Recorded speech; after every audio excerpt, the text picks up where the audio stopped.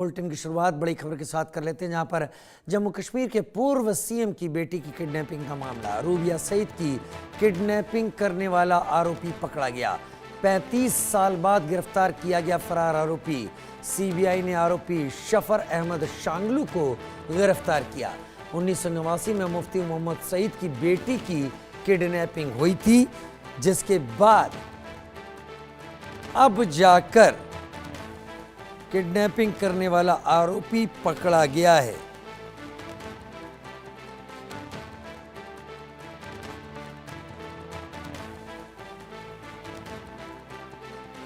मुफ्ती मोहम्मद सईद की बेटी की किडनैपिंग की बात है।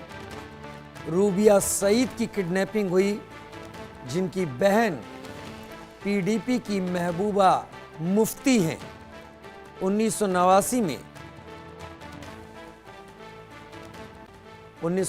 में रूबिया सईद की किडनैपिंग हुई थी। उस किडनैपर को पकड़ा गया है। आशिक मीर मेरे साथ इस वक्त जुड़े हैं ज्यादा जानकारी के साथ। आशिक, जरा विस्तार से बताएं कहां से पकड़ा गया।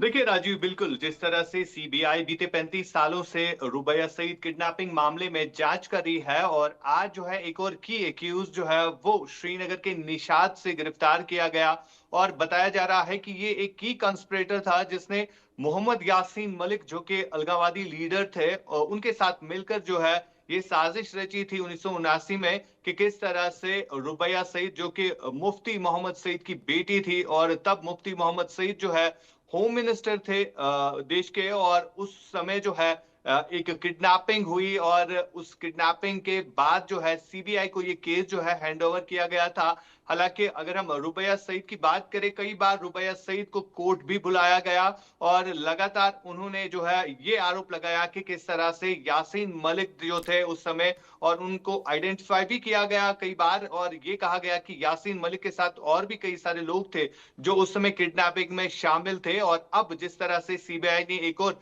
की सस्पेक्ट को जो है अरेस्ट किया है निशात से, और शफात अहमद शुंगलू नाम है इस शख्स का, जो कि कई टाइम से जो है वेटिंग करते थे अरेस्ट होने से, और फिलहाल एक बड़ी कामयाबी के तौर पर इसे देखा जा रहा है, क्योंकि बीते 35 सालों से ये मामला जो है कोर्ट में चल रहा था। और रुबैया सईद जो कि काफी टाइम से एलिगेशंस भी लगा रही थी कि बीते 35 सालों से जो है उनको इंसाफ नहीं मिला। हालांकि एक बड़ा हम कह सकते हैं ये केस था सीबीआई के पास, लेकिन अब जिस तरह से यासीन मलिक को भी उस समय आइडेंटिफाई किया गया, और कई बार यासीन मलिक को कोर्ट भी आना पड़ा, और उस समय रुबैया सईद ने जो है यासीन मलिक को उस समय आइडेंटिफाई भी किया कि यासीन मलिक ही थे, और इनके साथ और भी साथी थे जिन्होंने इस किडनैपिंग को जो है उस समय अंजाम दिया। लेकिन अब जिस तरह से एक और की एक्यूज्ड शफात अहमद शुंगलू को जो है सीबीआई ने निशात श्रीनगर से गिरफ्तार किया, और इनसे भी पूछताछ की जाएगी आखिरकार उस समय कौन कौन शामिल रहे थे इस क्राइम में, क्योंकि उस समय का एक बड़ा हाई प्रोफाइल केस था ये, जब मुफ्ती मोहम्मद सईद खुद होम मिनिस्टर थे, और कहीं ना कहीं इस केस को जो है अब बारीबीनी से जो है देखा जा रहा है राजीव। वाकई आप सही कह रहे हैं कि इस केस की बड़ी हाइप हुई थी। तब मुफ्ती मोहम्मद सईद देश के होम मिनिस्टर थे और ये केस बड़ा हाई प्रोफाइल बन गया था। लेकिन आशिक, अगर मैं गलत नहीं हूं तो 5 टेररिस्ट को छोड़ने की भी बात थी इस रूबिया सईद को छोड़े जाने की एवज में। वो 5 कौन थे? देखिए बिल्कुल, अगर हम इन आतंकियों की बात करें जो कि उस समय पकड़े गए थे, और खास तौर पर अगर हम हाईजैकिंग की बात करें, उसके बाद जो मेन एक्यूज थे, जो टेररिस्ट थे, जिसमें हाफिज सईद के साथी भी रहे हैं, और मौलाना मसूद अजहर का नाम भी जो है उस समय शामिल था। लेकिन जिस तरह से रुबैया सईद की किडनैपिंग हुई, उसके बाद जो आतंकियों की तरफ से डिमांड थी कि रुबैया सईद को तभी रिलीज किया जाएगा जब ये आतंकी जो है छोड़ दिए जाएंगे, लेकिन उसके बाद जो है उन आतंकियों को भी छोड़ा गया।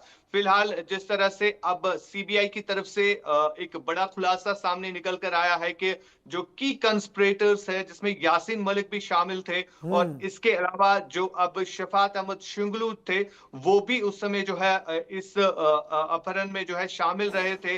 लेकिन अब कहीं ना कहीं इस शुंगलू के पकड़ जाने के बाद जो है और भी खुलासे सामने निकल कर आ सकते हैं कि उस समय किस तरह से इस वारदात को जो है अंजाम दिया गया था और भी कोई लोग क्या शामिल थे, ये सीबीआई जो है इन्वेस्टिगेट करके पता लगाएगी। जी इसमें नाम मोहम्मद मीर, मोहम्मद जमा मीर, इकबाल अहमद गांदरू, इनके भी नाम इसमें थे। उनसे मुतालिक कोई जानकारी?